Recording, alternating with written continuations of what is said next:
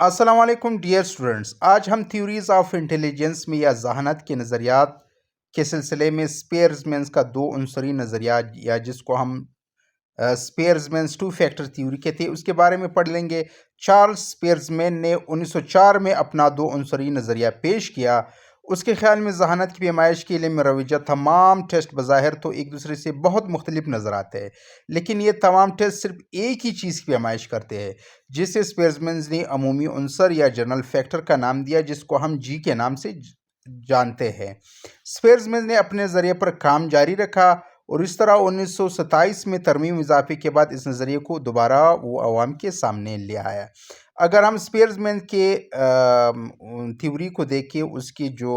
دو عنصری نظریہ، اس میں دو عنصر جو ہے، اس میں ایک جو ہے وہ جی فیکٹر ہے اور ایک ایس فیکٹر ہے۔ جی فیکٹر جس کو ہم جنرل فیکٹر کے نام سے جانتے ہیں اور ایس فیکٹر جو ہے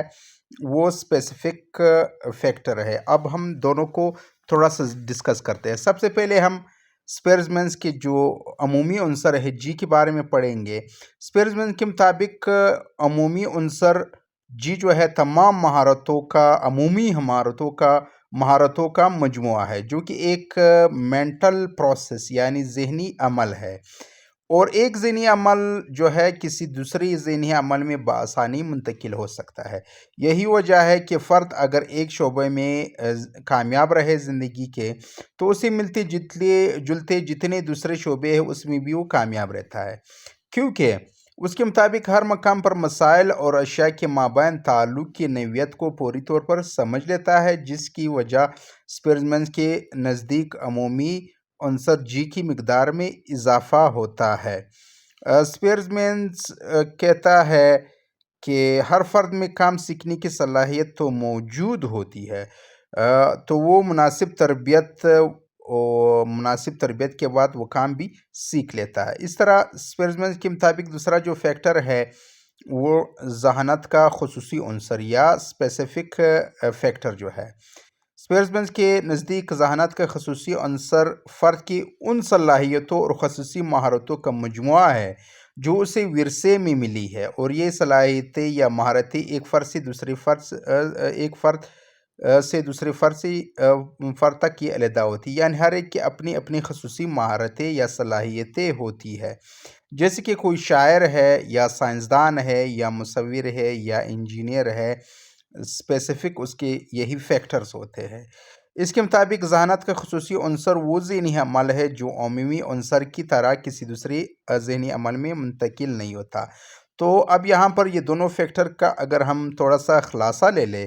تو اس کا یہ ہے کہ عمومی عنصر جو ہے اس سے تو آپ کوئی مناسب تربیت لے کر کوئی کام سیکھ سکتے ہیں، لیکن اس سیکھی ہوئے کام یا ہنر میں اعلیٰ درجے کی مہارتیں یا لسانیت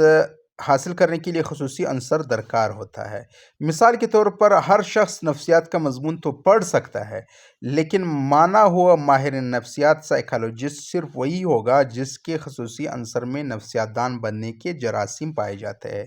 اس طرح ہر شخص ادب کے مطالعے سے شاعر تو بن سکتا ہے، لیکن اچھا شاعر صرف وہی ہوگا جس کی ذہانت سے خصوصی عنصر میں بہترین شاعری کی صلاحیت پہلے سے موجود ہوتی ہے۔ اگر ہم ان دونوں کو کنکلوڈ کریں تو یہ بات سامنے آ جاتی ہے کہ عمومی جو فیکٹر ہے اور خصوصی عنصر یا خصوصی فیکٹر میں فرق یہ ہوتا ہے کہ خصوصی فیکٹر وراثتی ہوتا ہے، وہ آپ کے ڈی این اے میں پہلے سے موجود ہوتا ہے، آپ پہلے سے کوئی شاعر ہوتے ہیں، کوئی ڈاکٹر ہوتے ہیں، جبکہ عمومی عنصر جو ہے وہ آپ جو ہے کسی یعنی کام کرنے کی جو آپ کی صلاحیت ہوتی ہے اور مناسب تربیت کے بعد آپ وہ کام سیکھ جاتے ہیں، لیکن پرفیکٹ ہونا وہ پھر جو ہے کسی کام میں آپ مکمل یا کامل ہوتے ہیں، اس کے لیے خصوصی عنصر کی ضرورت ہوتی ہے۔ اس کے بعد اسپیئرزمین نے خصوصی عنصر اور عمومی عنصر کی پیمائش کا شمارتی طریقہ بھی اس نے بنا لیا۔ اسپیئرزمین نے سب سے پہلے یہ معلوم کیا کہ مروجہ تمام ذہنی آزمائش میں شامل کردہ سوالات میں مثبت شرح لزوم یا کوریلیشن بہت کم ہے۔ مختلف صلاحیتوں اور مہارتوں کی پیمائش کرنے والے سوالات کسی خاص ترتیب سے نہیں پوچھے گئے، کچھ سوالات ایسے تھے جو محض اتفاقی طور پر ایک گروپ کے تحت آ گئے تھے۔ اسپیئرز مین نے اس امر کا ادراک کرتے ہوئے تحلیل عوامل کے ذریعے ہر سوال کی دوسرے سوالات کے ساتھ شرح لزوم معلوم کی، یعنی کوریلیشن معلوم کی۔ جن سوالات کی کوریلیشن زیادہ پازیٹیو تھی انہیں ایک گروپ کے تحت اس نے بیان کیا۔ اس طرح سے اس نے تمام سوالات کو شرح لزوم کی نسبت سے مختلف گروہوں میں تقسیم کیا اور یوں ایک نئی ذہنی آزمائش اس نے تشکیل دے دی۔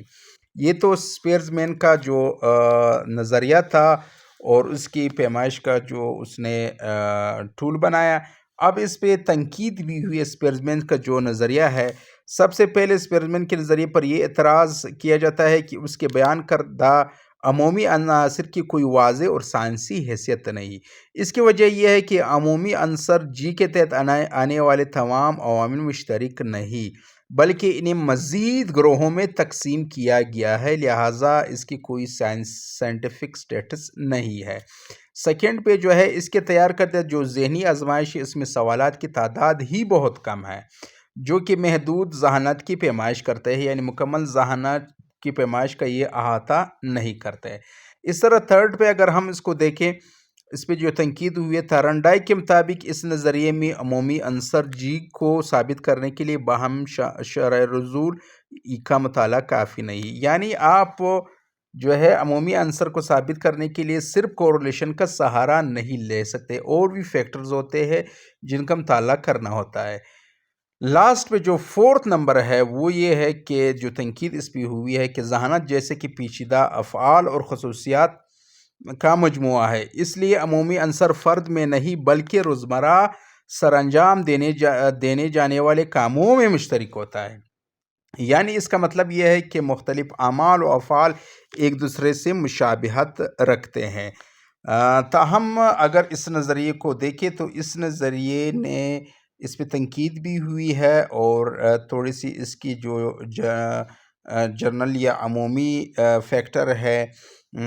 اس کو زیر بحث لایا گیا ہے، لیکن اس نظریات کی اپنی ایک اہمیت ہے اور اس نے دوسری نظریات کی راہ بھی ہموار کی۔ تو یہ آج کا ہمارا لیکچر تھا اسپیئرز مین کے جو نظریہ ہے تھیوریز آف انٹیلیجنس کے سلسلے میں، اس کی جو نظریہ ہے ٹو فیکٹر تھیوری، اس کے بارے میں آج کا ہمارا لیکچر تھا۔